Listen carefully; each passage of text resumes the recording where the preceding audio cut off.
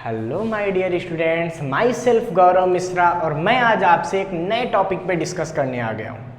बच्चों, आज का हमारा टॉपिक इलेक्ट्रोमैग्नेटिक इंडक्शन का एक बहुत ही अच्छा टॉपिक है और ये क्या है? मोशनल इलेक्ट्रोमोटिव फोर्स, जिसको हम लोग मोशनल ईएमएफ भी बोलते हैं। इलेक्ट्रोमोटिव फोर्स मतलब ईएमएफ, ठीक है। अब क्या होता है ईएमएफ? मोशनल ईएमएफ क्या है, पहले तो ये समझना चाहिए। बच्चों, जब किसी कंडक्टिंग रॉड को किसी मैग्नेटिक फील्ड में मूव करवाते हैं, जैसे मान लीजिए ये मैग्नेटिक फील्ड है और इसमें मैं एक कंडक्टिंग रॉड को मोशन करवा दूं, जैसे सपोज कीजिए ये आपकी कंडक्टिंग रॉड है और आप इसमें इस तरीके से इसको वेलोसिटी दे दें। कहने का सेंस ये है कि ये इसकी लेंथ है और इस तरीके से आपने इसको वेलोसिटी दे दी v। ये इसकी क्या है? लेंथ है। तो बच्चों, होता क्या है कि ये रॉड मैग्नेटिक फील्ड लाइंस को कट करती है। ये क्या करती है? मैग्नेटिक फील्ड लाइंस को, देखिए मैग्नेटिक फील्ड लाइंस कहाँ है? क्रॉस का मतलब इनसाइड, अंदर की तरफ। रॉड ऐसे जा रही है तो ये मैग्नेटिक फील्ड लाइन को क्या करेगी? कट करेगी। जब ये मैग्नेटिक फील्ड लाइन को कट करती है तो इस प्रोसेस को बोलते हैं फ्लक्स कटिंग। इसको क्या बोलते हैं? Flux cutting.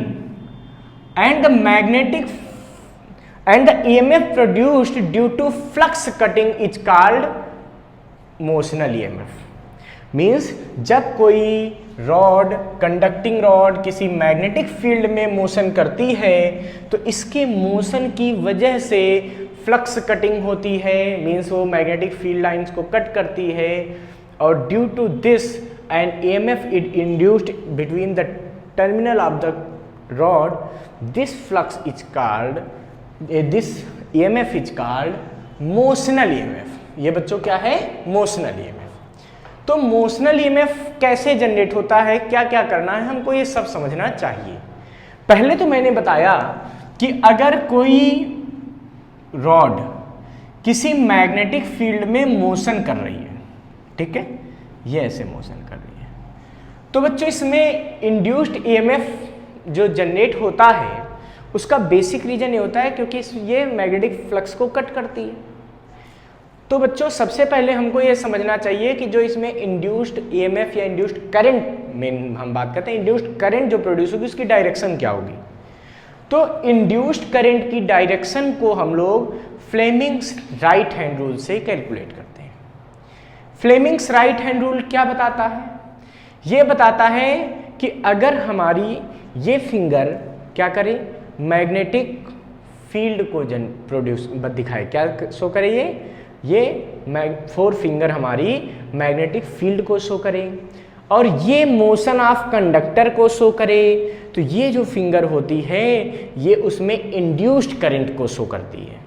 ध्यान से देखना बच्चों, if our four finger represents the direction of magnetic field and our thumb represent the direction of motion of the conductor, then our middle finger represents the direction of current. It means अगर यहाँ पे मैं चर्चा करूं तो magnetic field अंदर, ठीक है, मोशन इस तरफ, तो करंट कहाँ फ्लो होगी? इस साइड। इट मीन्स यहाँ पे जो करंट प्रोड्यूस होगी वो कुछ इस साइड होगी। ये कैसी करंट होगी? This is the induced current, ठीक है। और आपको पता है करंट बिना ईएमएफ के नहीं आती। इट मीन्स यहाँ पे एक इंड्यूस्ड ईएमएफ प्रोड्यूस होगा। स्टूडेंट्स, वही इंड्यूस्ड ईएमएफ हम कहते हैं यहाँ पे मोशनल ईएमएफ और हम उसको कैलकुलेट करते हैं, ठीक है। अब बच्चों, इसके डेरिवेशन के लिए हम क्या सपोज कर लेते हैं कि एक मैग्नेटिक फील्ड है जिसमें एक एल लेंथ की रॉड मोशन कर रही है। ये कैसी मैग्नेटिक फील्ड है? ये एक uniform magnetic field and in this uniform magnetic field we have a rod of length L. But students, होता क्या है कि यहाँ पे इस तरह की लेंथ बनाने से काम नहीं चलेगा क्योंकि इस डेरिवेशन में काफ़ी कुछ आपको दिक्कत पड़ सकती है। इसीलिए हम इसमें थोड़ा सा इस टाइप की रॉड बनाएंगे। ठीक है ये बहुत थिन, बट हमने क्या किया, उसको समझो जूम कर दिया उस रॉड को, क्योंकि हमको इसके अंदर काफी कुछ शो करना है, तो हम इसको थोड़ा सा इस टाइप से शो करेंगे ताकि हम उसके अंदर की चीजें इजीली देख सकें और उसको समझ सकें। Suppose that the length of rod is L। हमने सपोज किया कि इस रॉड की लेंथ क्या है, L है, and it moves in magnetic field B which is perpendicular to its length with velocity v। हमने क्या सपोज किया कि ये रॉड v वेलोसिटी से मैग्नेटिक फील्ड के परपेंडिकुलर इस टाइप से मोशन कर रही है। मीन्स अगर बेसिक आप देखें इस कंडीशन में तो b, v और l each are perpendicular to each other. देखो ये ऐसे है, मैग्नेटिक फील्ड अंदर परपेंडिकुलर हुआ, अब इसका मोशन किधर है, इस तरफ, तो वो भी तीनों आपस में एक दूसरे से परपेंडिकुलर। अब जब ये रॉड आगे बढ़ेगी तो आपको पता होगा इस रॉड में बहुत सारे फ्री इलेक्ट्रॉन्स होते हैं। क्या होते हैं बच्चों, बहुत सारे फ्री इलेक्ट्रॉन्स होते हैं। अच्छा, क्या आपको पता है कि कंडक्टर में फ्री इलेक्ट्रॉन्स के साथ साथ पॉजिटिव आयंस भी होते हैं? क्यों? क्योंकि जब कोई कंडक्टर है उसके अंदर का अगर आप एटम देखें तो एटम में न्यूट्रॉन और प्रोटॉन होते हैं और जनरली उसके इलेक्ट्रॉन क्या करते हैं, चारों तरफ क्या करते हैं बच्चों, रिवॉल्व करते हैं। ठीक है, अब होता क्या है कि जो आउटर मोस्ट सेल का इलेक्ट्रॉन होता है वो बाहर निकल जाता है, एक या दो इलेक्ट्रॉन निकल गए, तो ये फ्री इलेक्ट्रॉन बन जाते हैं मेटल में। तो जब मेटल में फ्री इलेक्ट्रॉन्स होते हैं तो जैसे ही कोई इलेक्ट्रॉन बाहर निकल जाएगा तो उस एटम के न्यूक्लियस की वजह से उस पर एक पॉजिटिव चार्ज डेवलप हो जाएगा, मतलब वो आयंस हो जाएगा। इसका मतलब अगर आप ध्यान दीजिए तो कंडक्टर सिंपली एक ऐसा बना होता है जिसमें बहुत सारे पॉजिटिव आयंस भी होते हैं और बहुत सारे फ्री इलेक्ट्रॉन भी होते हैं। But students, we discussed always about free electrons, but हम क्या करते हैं, हमेशा फ्री इलेक्ट्रॉन के बारे में बात करते हैं, पॉजिटिव आयंस के बारे में बात नहीं करते। क्यों? Because positive ions are at nucleus of the atoms and the atom of the solid cannot move in the effect of electric field or magnetic field। जो पॉजिटिव आयंस होते हैं वो एटम्स पे होते हैं और एटम्स सॉलिड में चलने के लिए फ्री नहीं होते, इस वजह से हम लोग कभी इन पॉजिटिव आयंस की बात नहीं करते। ठीक है बच्चों, ऐसे ये कंडक्टर होता है नॉर्मल। ठीक है, ये फ्री इलेक्ट्रॉन्स होते हैं और ये पॉजिटिव आयंस होते हैं सेंटर पे।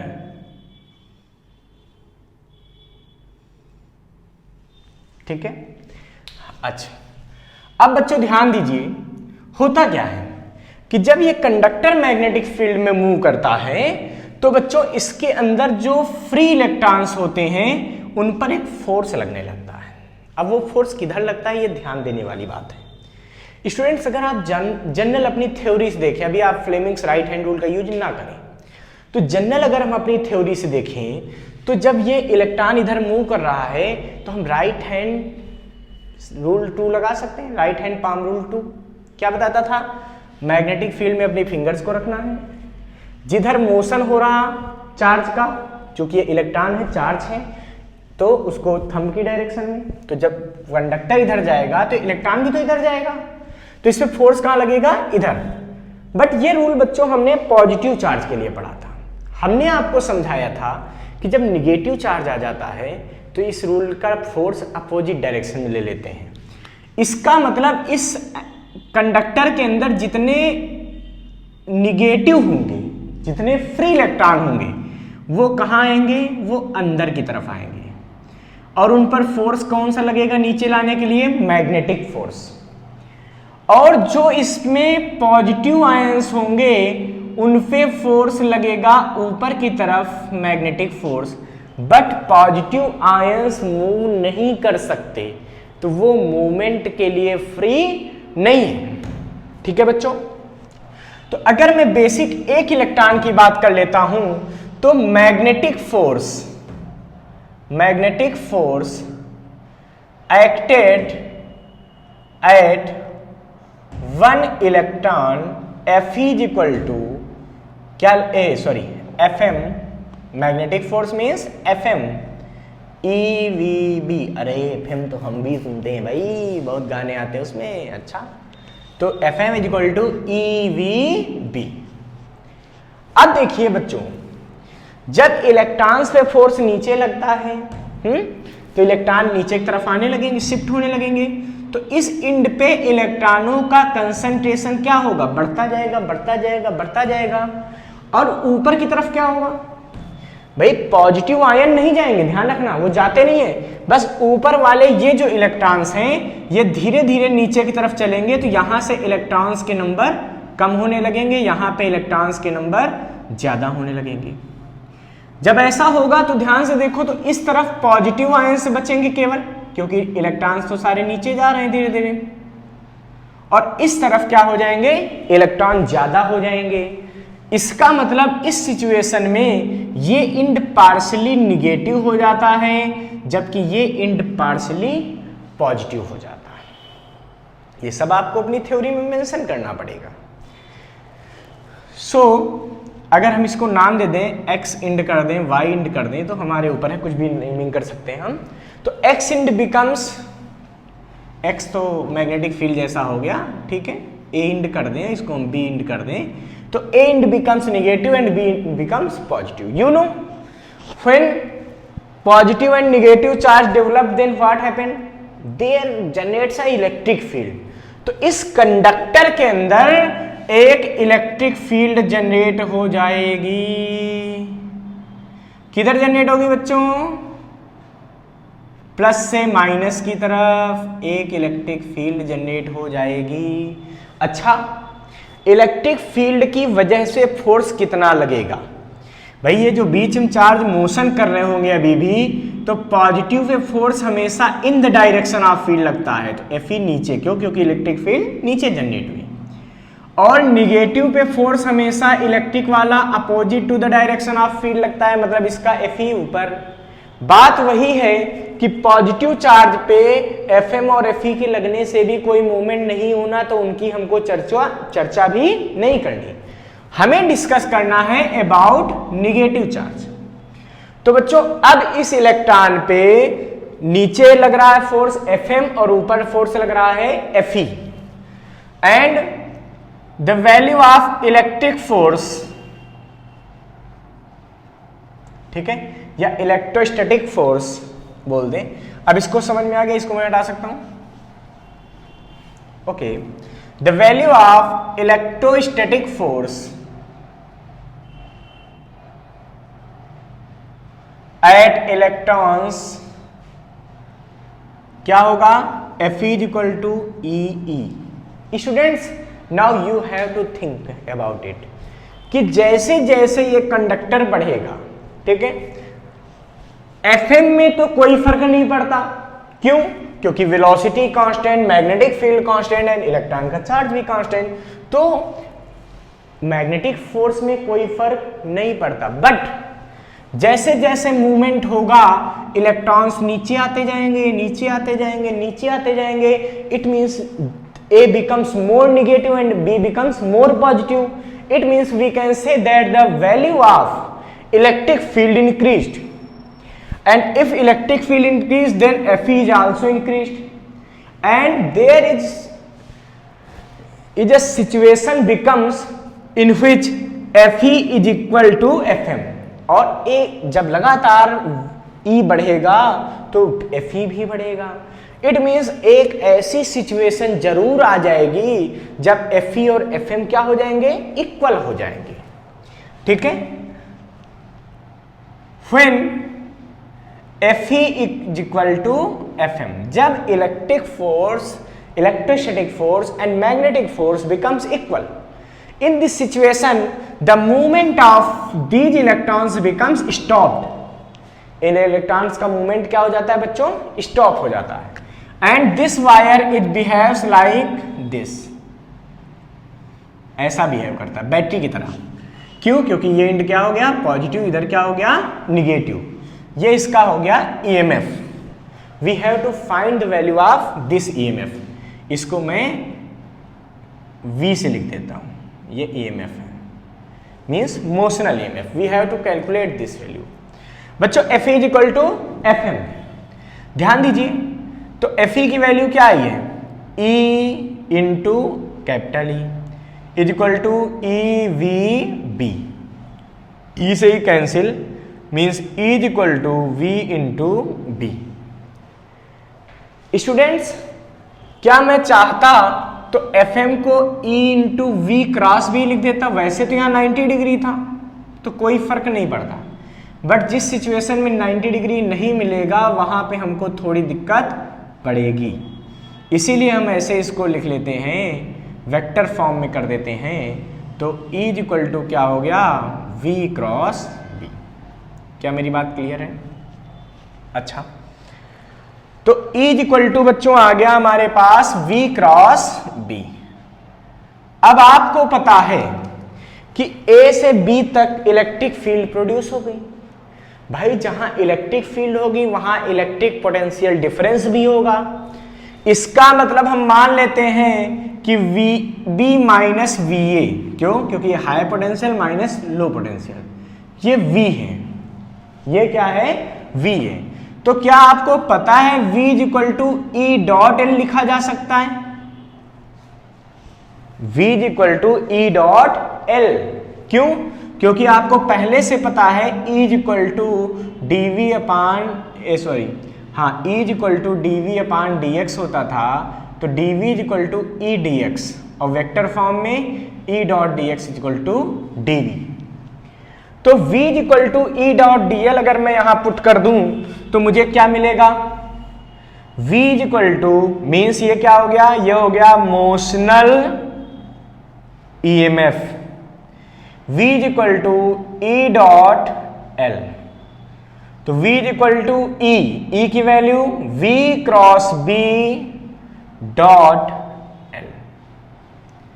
ओके स्टूडेंट्स, आप इस फार्मूले को कई बुक्स में देखेंगे तो V is equal to L dot V cross B भी लिखा हुआ है, तो बट हमको पता है A dot B is equal to B dot A लिखा जा सकता है। इट मीन्स ये चीज हमारी क्लियर हो गई। अब बच्चों ये तो मोशनल EMF का फार्मूला हो गया। हम यहां पे आपको एक चीज क्लियर कर देना चाहते हैं।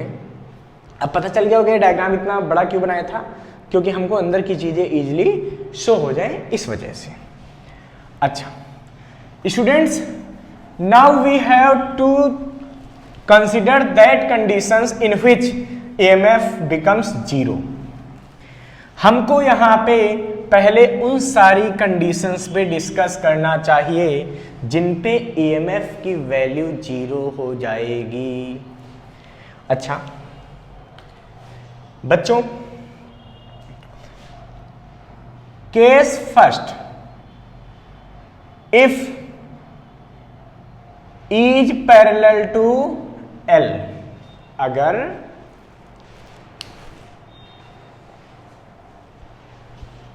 E is parallel to L तो देखिए क्या होगा। सॉरी E है ही नहीं, B is parallel to L। If B is parallel to L, then what happened? If B is parallel to L, तो क्या होगा बच्चों, जरा ध्यान दीजिए। मोशनल EMF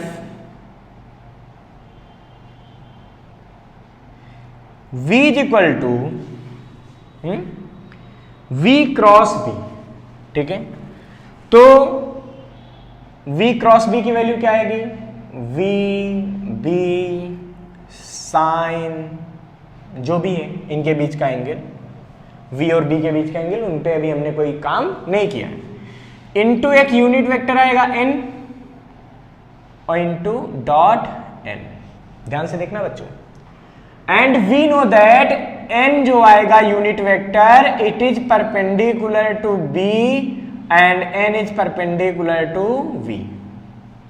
ठीक है, so v is equal to क्या बनेगा, vb sine theta into n dot l। Since l is parallel to b, जब l b के पैरेलल है और b से ये परपेंडिकुलर है n, इसका मतलब ये l से भी परपेंडिकुलर होगा। It means n is orthogonal to l, perpendicular to l, so v is equal to 0। In this situation induced motional EMF will be 0। Case 2 पे बात करते हैं बच्चों। केस 2, इफ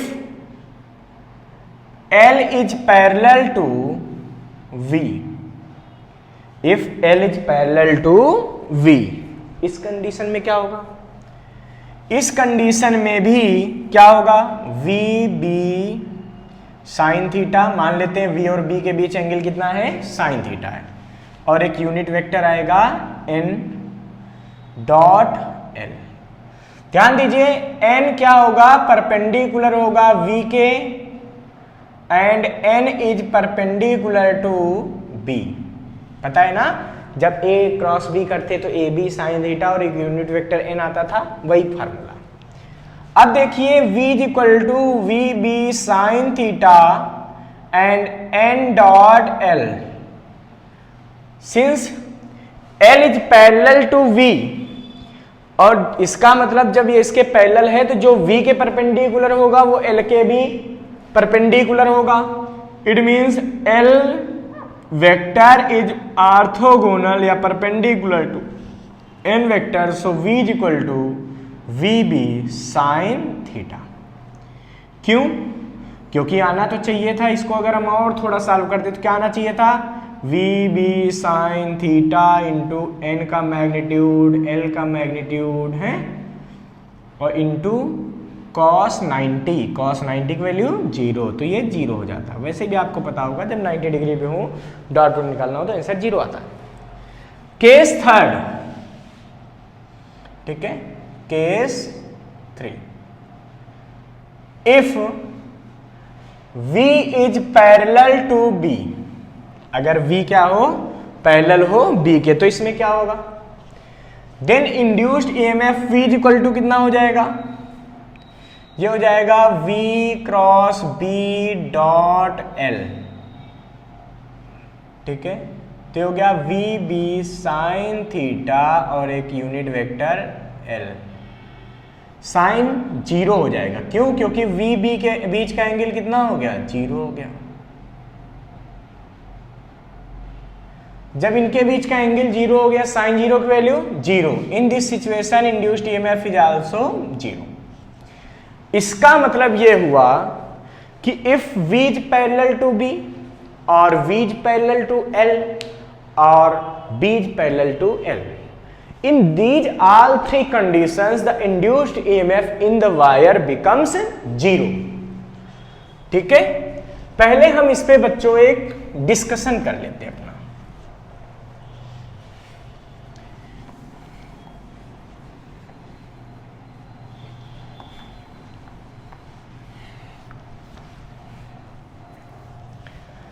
इस मेथड 2 हम सेकेंड मेथड से इसको प्रूव करते हैं।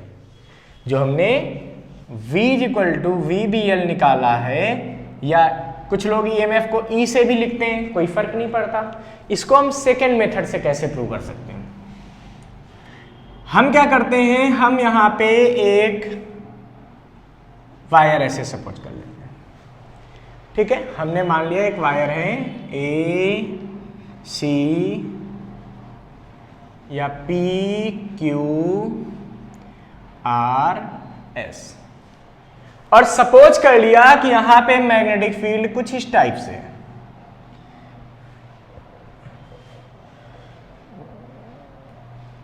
ये कैसी मैग्नेटिक फील्ड है, यूनिफॉर्म, ऐसा सपोज कर लिया जाता है।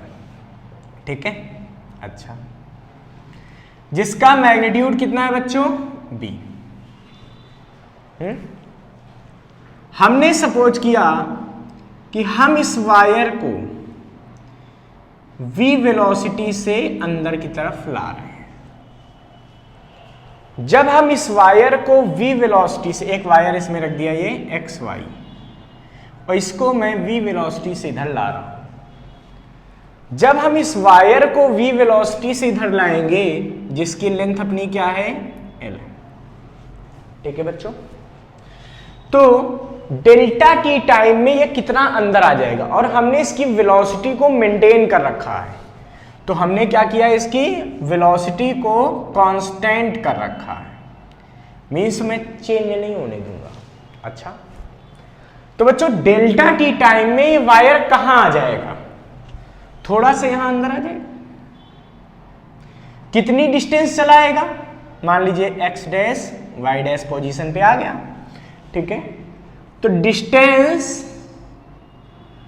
Covered by wire in time delta T.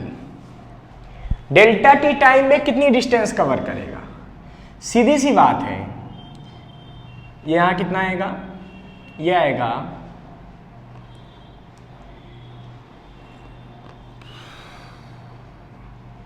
v delta T by distance is equal to velocity into time.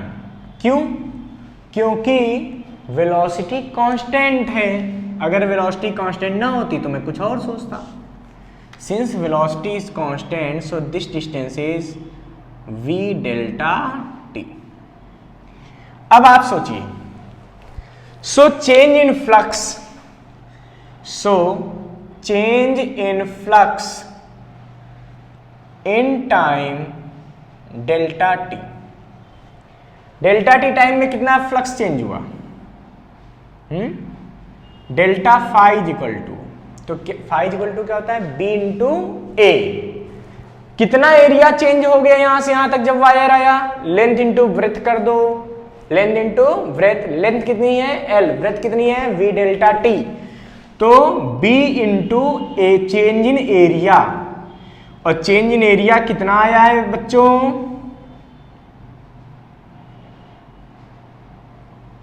L into v delta T. This is the change in flux. So induced EMF, so induced EMF, और यही EMF कौन सा होगा, motional EMF होगा। क्यों, motional EMF मतलब motion की वजह से जनरेट हुआ वायर के।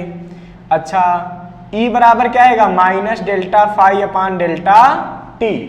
If we take only magnitude, then we have delta phi upon delta T is equal to delta phi B L V delta T upon delta T.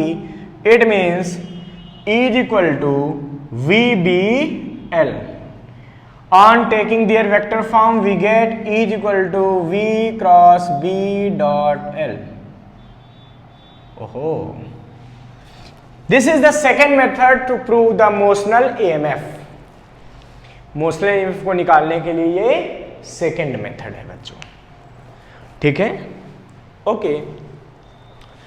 अब हम आपसे एक चीज यहां पे डिस्कस करेंगे, ठीक है, कि मोशनल ईएमएफ आप और भी कई तरह के केसेस में निकाल सकते हैं, लगा सकते हैं। इस पर एक क्वेश्चन आता है सिंपल सा, ठीक है। आपको दो क्यूब बना के यहां पे दे दिए जाएंगे। एक क्यूब ये बनाया,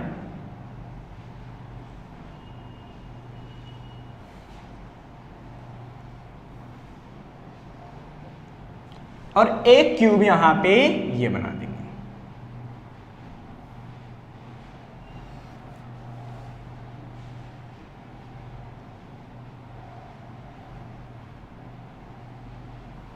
ठीक है बच्चों,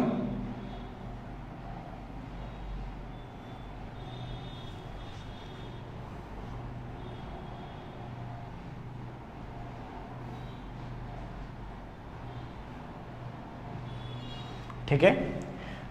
क्यूब में आपको पता है सिंपल, अगर ये एक्स एक्सिस है तो ये वाई एक्सिस होती है और ये क्या होती है, जेड एक्सिस होती है। यहाँ पे अगर बात करूँ मैं, किसी को भी ले सकता हूँ, कोई फर्क नहीं पड़ता, ठीक है, मैं यहीं बात कर लूँ तो ये अगर क्या है एक्स एक्सिस है तो ये क्या है वाई एक्सिस है और ये वाली क्या है जेड एक्सिस है।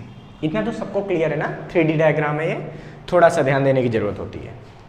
बच्चों इससे पूछा जा रहा है कि अगर इफ, ठीक है, इसको हम नेमिंग कर देते हैं ए बी सी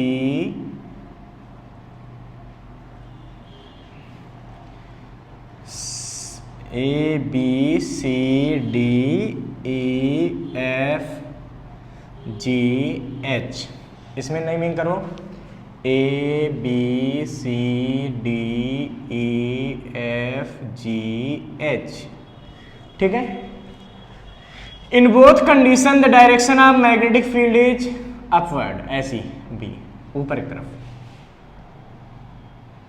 बी, ठीक है। And the direction of velocity in this situation is this and in this situation is this.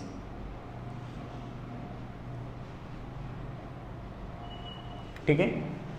Then find the sides in which induced EMF produced, हमको वो साइड बतानी है जिनमें इंड्यूस्ड ईएमएफ प्रोड्यूस होगा।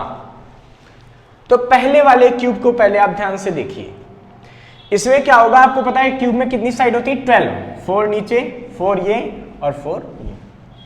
बच्चों सारी साइड्स ऊपर जा रही हैं और मैग्नेटिक फील्ड भी ऊपर की साइड है, इसका मतलब in all sides V is parallel to B, V B के क्या है parallel.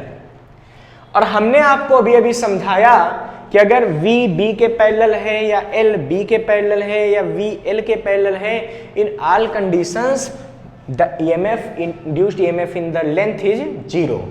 So here the motional EMF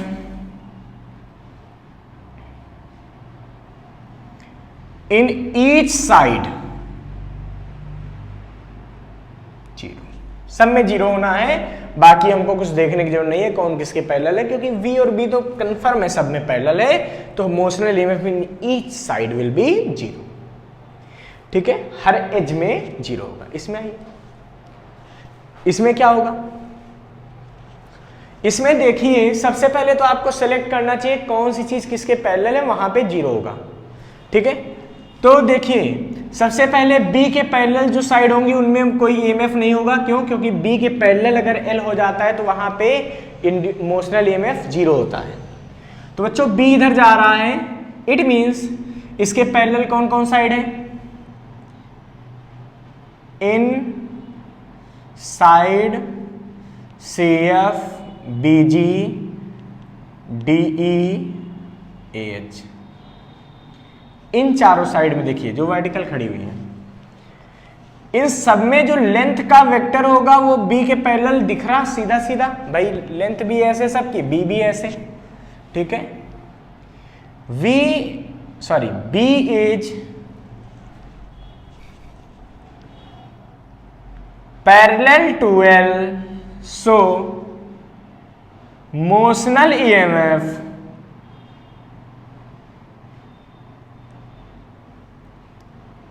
in these sides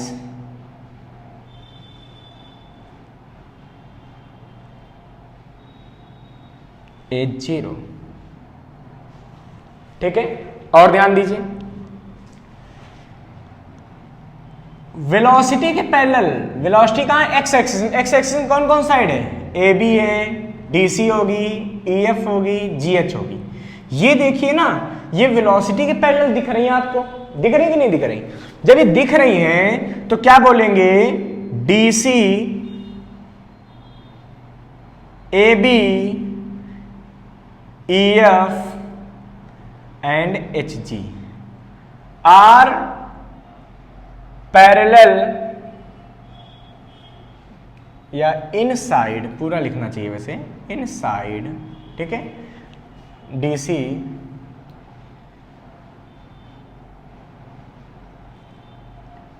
V is parallel to L, V क्या है, पैरेलल है L के। सो मोशनल EMF, एक तो मेरी राइटिंग खराब, ऊपर से मैं काट पीट देता हूं तो और खराब हो जाता है, इसलिए मैं साफ लिखने की कोशिश करता हूं। Motional EMF in these sides, ठीक है। अब कौन सी साइड ऐसी बची, देखिए V एक्स एक्सिस में है और B वाई एक्सिस में है, तो जो साइड Z एक्सिस में होंगी उसमें EMF होना चाहिए, क्योंकि वो Z एक्सिस में है, तो सब चीजें एक दूसरे से क्या हो गई, परपेंडिकुलर हो गई। भाई V एक्स में, B वाई में, Z में लेंथ, तब तो वहां पे EMF होगा। So motional EMF will be produced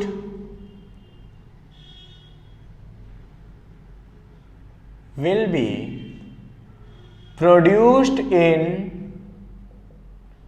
sides, किसमें किसमें होगा बच्चों, जो Z एक्सिस में। कौन कौन है, AD है, BC है, HE है और GF है। AD BC GF and HE, ठीक है students.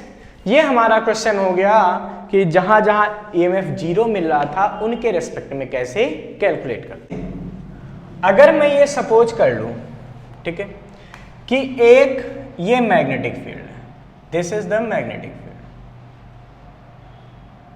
Field, and a length is put in such direction, इस डायरेक्शन में एक लेंथ को रख दिया गया।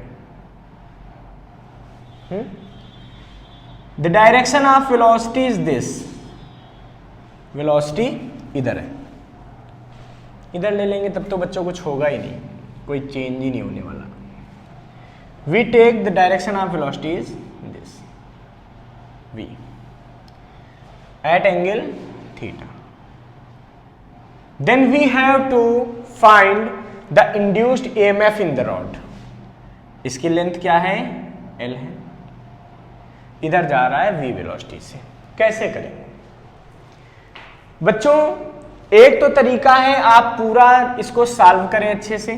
कौन सा भाई, आप फार्मूला लगाएं E equal to V cross B dot L, ठीक है।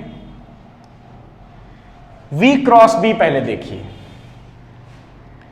V क्रॉस B, तो बच्चों V क्रॉस B कितना आने वाला है, ध्यान से देखिए भाई, ये मैग्नेटिक फील्ड, ठीक है, ये रॉड और इधर जा रहा है V वेलोसिटी से, तो ध्यान से देखिए वेलोसिटी इधर है, मैग्नेटिक फील्ड इनसाइड था, अंदर की तरफ था, कुछ ऐसा मैग्नेटिक फील्ड था, ये कंडक्टिंग वायर है, ठीक है। Oh sorry, 1 minute.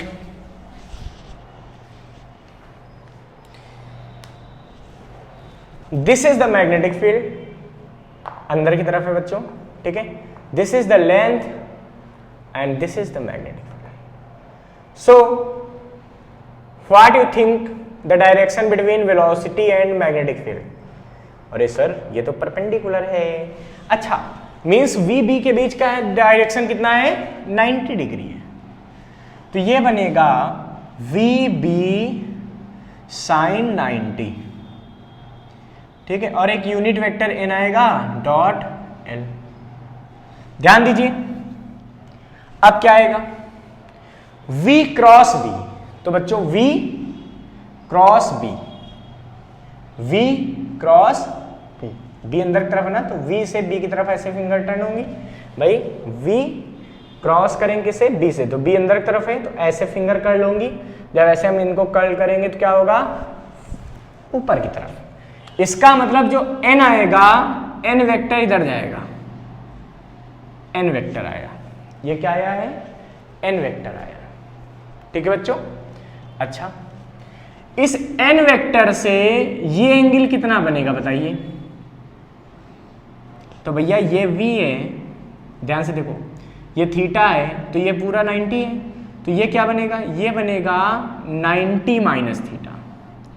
लेंथ को मिटा दो, हटाओ उसको, तो क्या बनेगा 90 minus theta is equal to बना वी बी साइन 90 की वैल्यू 1 हो गई, एन डॉट एल, तो एन तो यूनिट वेक्टर है, एन का मैग्नीट्यूड लेंथ का मैग्नीट्यूड एल आ जाएगा, और cos 90 minus theta it means V B L sine theta. एक तो ये मेथड है पूरा सॉल्व करने का, एक मैं आपको बहुत सिंपल सी कंडीशन समझा सकता हूं। आप इस क्वेश्चन में ऐसी चीजें सेलेक्ट करें, देखिए v और b तो पहले ही परपेंडिकुलर थे, आप केवल दोनों इंड्स के बीच का, जैसे मान लीजिए इंड a था और ये इंड c था, इन दोनों इंड्स के बीच की परपेंडिकुलर लेंथ कंसीडर कर लें, तब भी आंसर आ जाएगा। कैसे? इन दोनों इंड्स की ये परपेंडिकुलर लेंथ कितनी होगी, मान लीजिए यहां से एक परपेंडिकुलर आप ड्रा करें तो ये कहां जाएगा, ये D पॉइंट पर कहीं जाएगा। तो आप इसको ऐसे भी सॉल्व कर सकते हैं, is equal to V B और ये डिस्टेंस कौन सी है, ये AD, मतलब सारी चीजें परपेंडिकुलर ले लें तब भी सॉल्व हो जाएंगी। वी बी परपेंडिकुलर था ही, डिस्टेंस को परपेंडिकुलर ले लिया, ये AD। अब AD कैसे निकलेगा, ये कौन सी डिस्टेंस लिया जो V के परपेंडिकुलर था, ठीक है। तो इज इक्वल टू क्या बचेगा, वी बी और ये AD कितना आएगा बच्चों बताओ, ये L है, ये एंगल थीटा है, तो ये कितना होगा L साइन थीटा, AD की जगह L साइन थीटा। तो ऐसे भी आप इसको समझ सकते हैं, इतना बड़ा करने की जरूरत नहीं है, बट जो आप कर पाए, मैं यही कहता हूं बच्चों से, जो मेथड आप फॉलो कर पाए वही मेथड आपके लिए बेस्ट होता है, ठीक है। मेथड सारे अच्छे होते हैं, बट जो मेथड आप यहां पे एडॉप्ट कर पाए, ठीक है बच्चों। अच्छा, अब अगर ऐसा मैं मान लूं कि कोई एक ऐसा कंडीशन है, ये मैग्नेटिक फील्ड है, ठीक है, इसके अंदर एक ऐसा वायर है, डॉट, डॉट का मतलब अंदर जा रहा, अंदर जा रहा है ऐसे, ठीक है, और इस वायर को मैं ये डॉट बना दिया, यहां एक वायर अंदर जा रहा, उसको मैं इस डायरेक्शन में ले जाऊं v वेलोसिटी से, ठीक है। अब क्या होगा सोचो, ये magnetic field and wire is inside the board ऐसे, और उसको ले जा रहे हैं ऐसे डूम। Now we have to take the motional EMF, find motional EMF.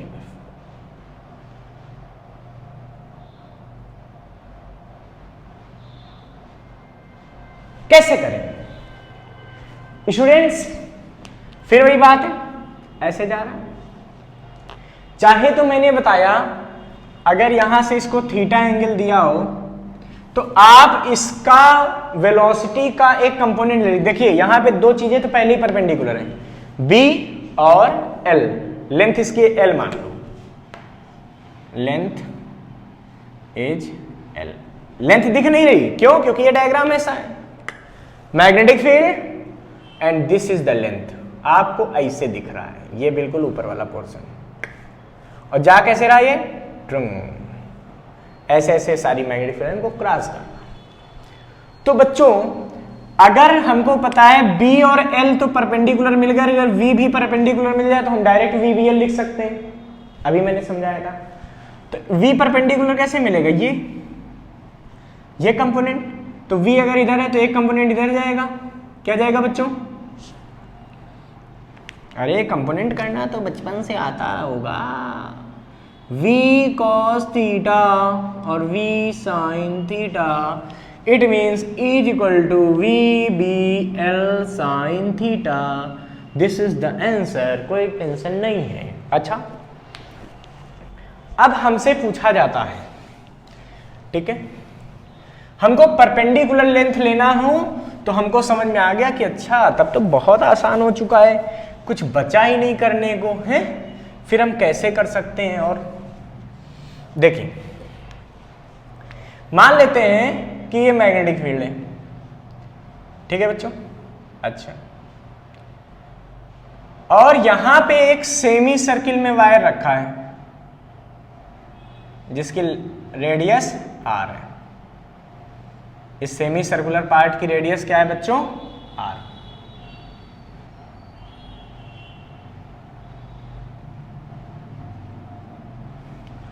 अब हमको देखना है कि अगर इसकी वेलोसिटी v हो तो इंड्यूस्ड ईएमएफ क्या आएगा। अभी मैंने बताया v b l तीनों परपेंडिकुलर हो अगर आपस में तो E equal to V B L लगा सकते हैं। अच्छा देखते हैं, B अंदर की तरफ, V इस तरफ, तो अगर हमको लेंथ B इनके परपेंडिकुलर मिल जाए, इनके परपेंडिकुलर मतलब ऐसी, तो ये लेंथ अगर मिल जाए तो मैं डायरेक्ट VBL लगा सकता हूं।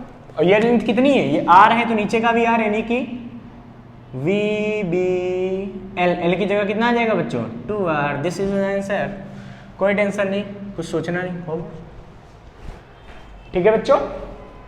अच्छा, इसका मतलब ये हुआ कि अगर मैं एक पूरा वायर ले लूं, ठीक है, ये cross,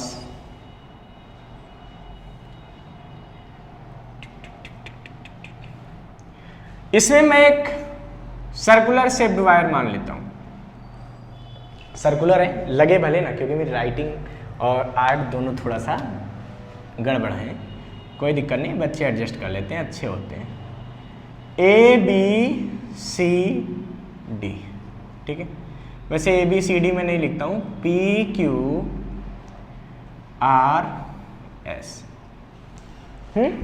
You have to find VP minus VQ. Radius is R. VP minus VR. VP minus, sorry, VS minus VQ. And wire is moving here. Wire ऐसे जा रहा है v वेलोसिटी से, ठीक है। ये डायगोनल है दोनों, टिंग टिंग टिंग टिंग। अब सोचिए, सबसे पहला क्वेश्चन Vp माइनस VQ, तो जब ये लेना है बच्चों तो ये देखो V इस तरफ, V और B परपेंडिकुलर हो गए। आपको क्या चाहिए? इन दोनों के परपेंडिकुलर का लेंथ मिल जाए। इन दोनों परपेंडिकुलर मतलब ये वाली लेंथ OP मिल जाए, काम हो जाएगा। मीन्स VP माइनस VQ निकालना है तो मैं नॉर्मल VBL, L की जगह क्या लिख सकता हूं? OP लिख दूंगा डायरेक्ट, तो VBR, ये हो गया VP माइनस VQ, ठीक है। मुझसे कहा गया VP माइनस VR, सिंपल सी बात है, क्या करेंगे? VP माइनस VR, ये लेंथ ले लो बच्चों, तो कितना आएगा? कितना आएगा? अरे भाई VBL, L की जगह कितना आएगा? PR। VP माइनस VR कितना आएगा बच्चों? VB into 2R। अच्छा, बहुत बढ़िया। R रेडियस है, इस R को भी चेंज कर दो, PQR न मानो T मान लो। R की जगह T यूज कर रहे हैं बच्चों, क्यों? क्योंकि रेडियस भी R है, वो भी R है, तो आप लोग फिर कंफ्यूज होने लगते हैं। मैं सेम टर्म कभी नहीं रखता। ये VP माइनस VT हो गया, सिंपल। VS माइनस VQ, ध्यान दीजिए, VS माइनस VQ, तो देखिए यहाँ पे जो लेंथ है वो पैरेलल हो जाएगी V की, डायरेक्ट मिलाइए, parallel to V, it means VBL sine 0 0। इस तरीके से आप इसको कर सकते हैं। और बच्चों, अब हमारा नेक्स्ट टॉपिक है power dissipated in moving a conductor. Students, ध्यान से देखा गया तो ये महसूस हुआ अगर किसी कंडक्टर को किसी यूनिफॉर्म मैग्नेटिक फील्ड में कॉन्टिन्यूअस कांस्टेंट स्पीड से चलाना है तो हमको एक पावर सप्लाई करनी पड़ती है, हमको एक फोर्स लगाना पड़ता है। अब वो फोर्स कहाँ चला जाता है ये हमको यहाँ पे सोचना है। तो स्टूडेंट्स, मैं आपको बता दूं, मैं मान लेता हूं कि एक ऐसा एक वायर का अरेंजमेंट है, ठीक है, X एस टी वाई, एक वायर का अरेंजमेंट है। और मान लिया इसमें कि एक्स वाई वायर है और ये X Y wire v velocity से इस साइड जा रहा है। अगर ये v वेलोसिटी से जा रहा है और यहां की मैग्नेटिक फील्ड b है, इस वायर की लेंथ सपोज कीजिए l है, तो आपको पता है इसमें एक मोशनल ईएमएफ प्रोड्यूस हो जाएगा, मोशनल ईएमएफ इन वायर। कितना होगा? VBL। क्यों? क्योंकि हर चीज L, V and B all are perpendicular to each other. So motional EMF will be E is equal to VBL. Students, अब हमको यह समझना चाहिए कि जब मोशनल EMF ये हो गया तो अगर इस सर्किट की का रेजिस्टेंस R है, if R is the resistance of XSTY, किसका रेजिस्टेंस है? XSTY, XSTY इसका, ठीक है, टोटल यहां से पूरा लूप। बाद में एक्स इसलिए लिख दिया कि हम इस कंप्लीट लूप का रेजिस्टेंस कैपिटल R सपोज करते हैं। Then current in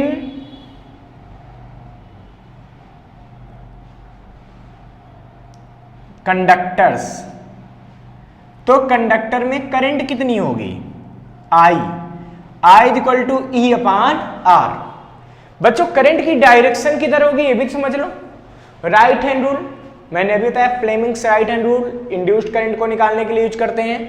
magnetic field by 4 finger, this the motion of conductor is by thumb, so the current will be in this direction. ऐसे तो ये इंड्यूस्ड करंट यहां पे पैदा होगी, वही हम निकालने जा रहे हैं। I कितना निकलेगा? E by R। E by R का मतलब हो गया हमारे पास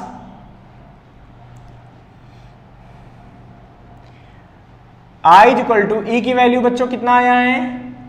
VBL। कितना आया है? VBL, ठीक है, अपॉन R।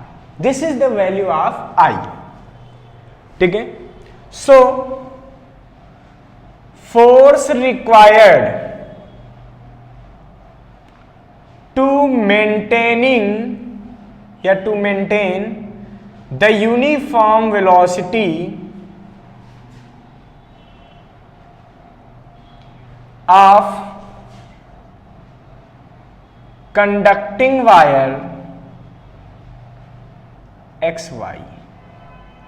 भैया कितना फोर्स रिक्वायर्ड होगा? तो सोचिए कितना फोर्स चाहिए कि ये इधर ना जाए। तो देखिए I करंट इसमें इधर फ्लो होगी, ठीक है। जब I करंट, भाई यही करंट तो इधर आएगी, सॉरी डायरेक्शन ये I करंट ही। अब I करंट वाला वायर L लेंथ का B मैग्नेटिक फील्ड में रखा है, तो उसमें फोर्स क्या लगेगा? IBL। कितना फोर्स लगेगा? IBL। उस फोर्स की डायरेक्शन किधर होगी? ध्यान से देखिए, तो मैग्नेटिक फील्ड इधर, करंट इधर, तो फोर्स कहां लगेगा? इस साइड। मींस जो इंड्यूस्ड EMF का फोर्स है वो कहां लगेगा? इस साइड। क्यों? क्योंकि फैराडे का सेकेंड लॉ कहता है फोर्स उस कॉज का अपोज करता है जिससे वो जनरेट हुआ है। तो सिंपल सी बात है, ये पास आने, इधर आने की वजह से जनरेट हुआ, तो फोर्स तो उधर लगेगा। बट अगर मैं चाहता हूं कि इसका मैं मोशन मेंटेन रखूं, तो जितना फोर्स उधर लग रहा उतना ही फोर्स मैं इधर लगा के उसको क्या करूंगा? खत्म कर दूंगा। अगर उधर F फोर्स जनरेट हुआ है तो मैं इधर F डैश अपना लगा के क्या करूंगा? इसको कैंसिल कर दूंगा, तभी तो इसकी वेलोसिटी v कांस्टेंट रहेगी। नहीं तो ये F क्या करेगा? उसकी वेलोसिटी को रिड्यूस कर देगा। So F dash is equal to कितना चाहिए बच्चों? IBL। क्या मैं I की वैल्यू यहां पे पुट कर सकता हूं? बिल्कुल कर सकता हूं। इट मींस अब मुझे क्या मिलने वाला है बच्चों? अगर मैं इस चीज को ऐसे थोड़ा सा यहां पे साफ कर लेता हूं, क्योंकि मुझे यहां पे लिखना है अब, ठीक है। तो अगर आप ध्यान से देखें तो F की वैल्यू क्या मिलने वाली है? F की वैल्यू मिलने वाली है, F डैश की वैल्यू I की value VBL by R into BL। ये IBL था, I की वैल्यू पुट कर दिया। F डैश कितना निकलेगा? V B square L square by R. So mechanical power required, mechanical power required कितनी पावर पर सेकेंड देनी पड़ेगी? तो P तो निकाल रहे हैं, लेकिन कौन सा P निकाल रहे हैं बच्चों? मैकेनिकल। ठीक है, कितना आएगा? F डैश इंटू वी भाई, पावर इक्वल टू क्या होता है? Force into velocity. तो जो फोर्स आपने लगाया है P mechanical is equal to V से जब मल्टीप्लाई करेंगे तो क्या बनेगा? V square B square L square upon R. अच्छा, अब आप ध्यान दीजिए, अगर इस सर्किट का रेजिस्टेंस R हमने सपोज कर लिया पूरे का, और यहां पर करंट I फ्लो हो रही है, तो यहां पर इलेक्ट्रिकल पावर कितनी होगी? पावर लॉस या थर्मल पावर। ठीक है, या मैं क्या कह सकता हूं, थर्मल पावर कितनी प्रोड्यूस होगी? P thermal. तो याद होगा I स्क्वायर आर भी फार्मूला होता है, तो P thermal is equal to क्या हो जाएगा? I स्क्वायर, I की वैल्यू अभी मैंने निकाली है, कहां निकाली है? VBL। तो VBL बाई आर का whole square into R means P thermal कितना आएगा? V square B square L square upon R. तो बच्चों, क्या मैं कह सकता हूं जितनी मैकेनिकल एनर्जी मैं सप्लाई करूंगा वही थर्मल एनर्जी में कन्वर्ट हो जाएगी? इसका मतलब पूरे सिस्टम की एनर्जी कंजर्व रहती है। ठीक है, क्योंकि जितना मैंने यहां पे मैकेनिकल एनर्जी प्रोवाइड की है वो पूरी की पूरी थर्मल एनर्जी में कन्वर्ट हो गई है। ओके स्टूडेंट्स, ये भी समझ में आ गया होगा। अब आपको करना क्या है कि हमारे इस चैनल को, प्यारे से चैनल को आपको सब्सक्राइब कर लेना है, जिससे कि आपको बहुत सारे फिजिक्स की अच्छी अच्छी बातें मिलती रहें और अच्छे अच्छे लेक्चर आप तक पहुंचते रहें।